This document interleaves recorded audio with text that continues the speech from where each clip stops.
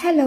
Fort കൊച്ചിയിൽ കറങ്ങാൻ വന്നിരിക്കുകയാണ്. ട്രിവാൻഡ്രത്ത് നിന്ന് തിരിച്ചുവരുന്ന വഴി എറണാകുളം ടൗൺ സ്റ്റേഷനിൽ ഇറങ്ങി ഓട്ടോ പിടിച്ച് നേരെ ഹൈക്കോർട്ട് ജംഗ്ഷൻ വാട്ടർ മെട്രോ സ്റ്റേഷനിലെത്തി. നീണ്ട ക്യൂ ആയിരുന്നു. ലാസ്റ്റ് ടൈം വന്നപ്പോഴൊന്നും ഒരു തിക്കും തിരക്കില്ലായിരുന്നു.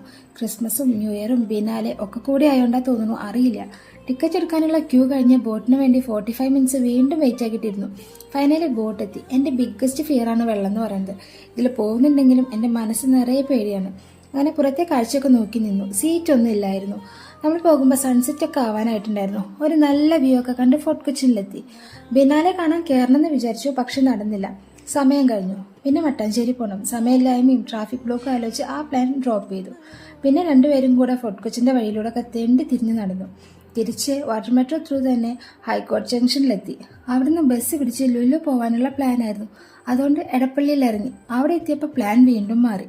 അടുത്തുള്ള ഈ ഷോപ്പിൽ നിന്ന് മൊമോസും മൊയ്ത്തോയും ഒക്കെ കുടിച്ച് ആലുവയ്ക്ക് ബസ് കയറി. അവിടുന്ന് ട്രെയിൻ പിടിച്ച് നേരെ തൃശ്ശൂരിലെ വീട്ടിലേക്ക് പോയി. അപ്പോൾ അത്രേ ഉള്ളൂ. ബൈ.